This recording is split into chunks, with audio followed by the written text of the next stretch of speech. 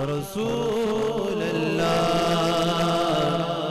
وسلم علیک یا حبیب اللہ۔ ہمارے اس یوٹیوب چینل کو سبسکرائب کریں اور گھنٹی کے بٹن پر کلک کریں۔ آئیے ایک حدیث قدسی سنیں جس سے بخوبی پتہ چل جائے گا کہ اللہ والے ہمارے پکار کو کیسے سنتے اور ہماری مدد کیسے کرتے ہیں۔ بخاری شریف کی حدیث ہے اور حدیث قدسی ہے۔ نبی صلی اللہ علیہ وسلم مبارک نے ارشاد فرمایا کہ اللہ تبارک و تعالیٰ اپنے پیارے بندوں کے متعلق ارشاد فرماتا ہے یتقرب الی بالنوافل، جب میرا بندہ نفلوں کے ذریعے میرا قرب حاصل کر لیتا ہے۔ کن کے ذریعے سے؟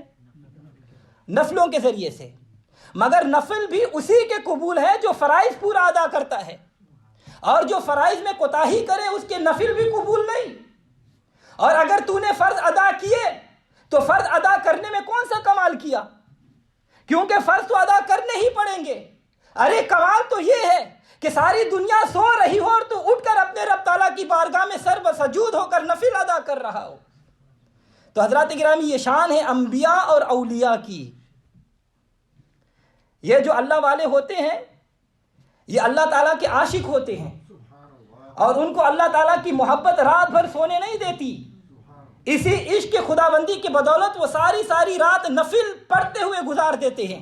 اللہ تعالیٰ ارشاد فرماتا ہے والذین یبیتون لربہم سجدا وقیاما، اللہ کے بندے قیام اور سجدے کرتے ہوئے رات گزار دیتے ہیں۔ اور حضور صلی اللہ علیہ وسلم کا ارشاد فرماتے ہیں کہ اللہ تعالیٰ فرماتا ہے کہ جب میرا کوئی بندہ نوافل کے ذریعے سے میرا قرب حاصل کر لیتا ہے، کس کے ذریعے؟ نفلوں کے ذریعے۔ اللہ تعالیٰ کا قرب کس طرح حاصل ہوتا ہے؟ نفلوں کے ذریعے۔ مگر جو لوگ نفل پڑھتے ہی نہیں، کیونکہ آپ لوگوں نے بھی دیکھا ہوگا کہ کچھ لوگ صرف فرض ہی پڑھتے ہیں، نفل نہیں پڑھتے ہیں، وہ قرب حاصل کیسے کر سکتے ہیں؟ ارے اسی بات نے تو قربت اور دوری والوں کی نشانی بتا دی کہ اللہ کا قرب کن کو حاصل ہے اور اللہ تعالیٰ سے دور کون لوگ ہیں۔ یعنی نفل پڑھنے والے رب کے قریب ہے اور نہ پڑھنے والے رب سے دور ہے۔ تو اے لوگوں، نفلوں کی کثرت کیا کرو تاکہ تمہیں بھی رب تعالیٰ کا قرب حاصل ہو جائے اور تمہارا نام بھی ان بندوں کی صف میں شمار ہو جائے جن کے بارے میں اللہ تعالیٰ ارشاد فرماتا ہے والذین یبیتون لربہم سجدا وقیاما، کہ اللہ کے بندے قیام اور سجدے کرتے ہوئے رات گزار دیتے ہیں۔ تو اللہ تبارک و تعالیٰ ارشاد فرماتا ہے کہ جب بندہ نفلوں کے ذریعے میرا قرب حاصل کر لیتا ہے تو نوافل کے ذریعے سے اس کے درجات کی ترقی ہوتی جاتی ہے۔ پھر اس کی رات کی عبادت کا صلہ میں اسے یہ دیتا ہوں کہ حتیٰ احببتہ، حتیٰ کہ میں اسے اپنا محبوب بنا لیتا ہوں۔ تو حضرات گرامی، جب کوئی نصیبوں والا نوافل کی کثرت کے ذریعے اپنے رب کا محبوب بن جاتا ہے تو وہ بندہ پھر عام بندہ نہیں رہتا، بلکہ وہ رب کا محبوب بن کر کوئی محبوب الہی، کوئی محبوب سبحانی، کوئی محبوب ربانی، کوئی امام ربانی بن جاتا ہے۔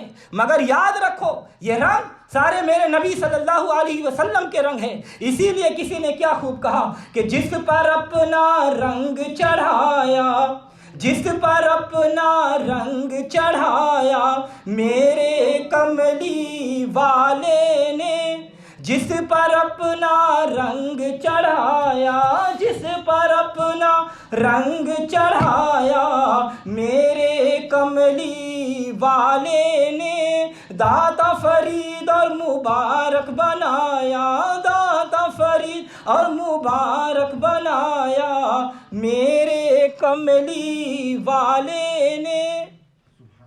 تو جب نفلوں کی کثرت کرنے والے بندے کو اللہ تعالیٰ کا محبوب ہونا نصیب ہو جاتا ہے تو وہ اللہ تعالیٰ اس کے متعلق اپنی عطا کردہ نعمتوں کا ذکر کرتا ہوا فرماتا ہے کہ میں اس کی سماعت ہو جاتا ہوں جس سے وہ سنتا ہے۔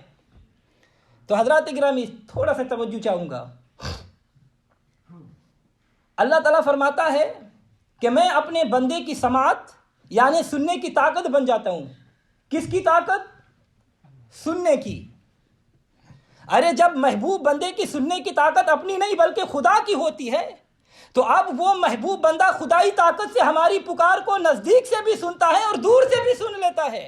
اسی لیے میرے سرکار اعلیٰ حضرت عظیم البرکت مجدد دین و ملت شاہ احمد رضا خان فاضل بریلوی رحمۃ اللہ علیہ فرماتے ہیں کہ دور و نزدیک کے سننے والے وہ کان، دور و نزدیک کے سننے والے وہ کان، کان لالے کرامت پہ لاکھوں سلام۔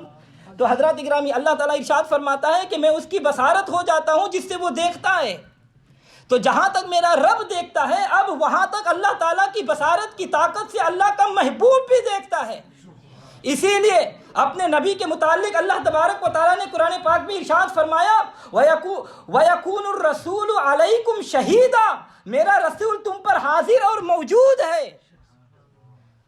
اول و آخر سب کچھ جانے دیکھے بعید و قریب، اول و آخر سب کچھ جانے دیکھے بعید و قریب، غیب کی خبریں دینے والا، غیب کی خبریں دینے والا اللہ کا وہ حبیب نبی جی، اللہ اللہ اللہ لا الہ۔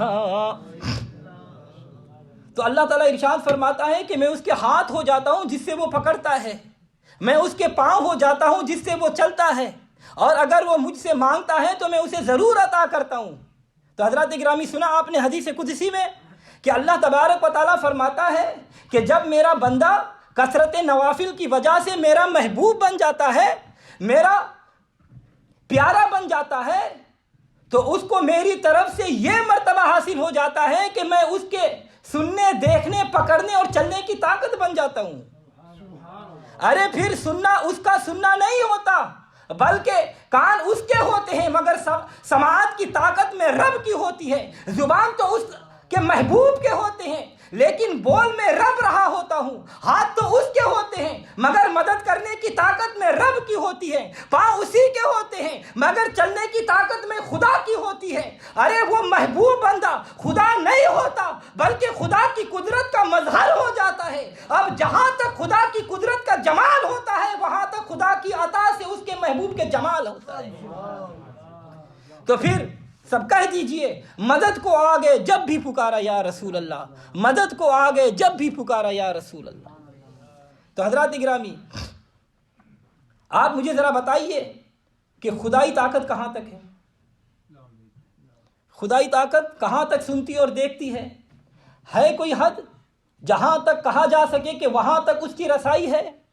ارے میری رب کی طاقت تو ہزاروں من مٹی میں دبے ہوئے کیڑے کی پکار بھی سن لیتی ہے اور اس کی مدد بھی کرتی ہے۔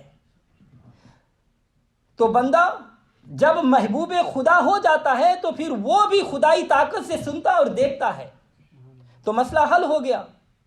ارے نادانو، جب ہم اللہ تعالیٰ کے کسی محبوب یا مقبول بندے کو پکارتے ہیں تو اللہ تعالیٰ کا وہ بندہ اللہ کی عطا کردہ طاقت سے ہم جہاں بھی ہو وہاں سے ہماری پکار بھی سنتا بھی ہے اور ہماری مدد بھی کرتا ہے۔ اسی لیے تو ہم کہتے ہیں کہ کرم کی ایک نظر ہم پر خدا را یا رسول اللہ، کرم کی ایک نظر ہم پر خدا را یا رسول اللہ، ہوئے حل مشکل جس دم پکارا یا رسول اللہ۔ تو معلوم ہوا کہ اللہ والے دور و نزدیک سے سن لیتے ہیں، کیونکہ ان کے سننے کی طاقت ان کی نہیں ہوتی، بلکہ قدرتوں والے رب تعالیٰ کی ہوتی ہے۔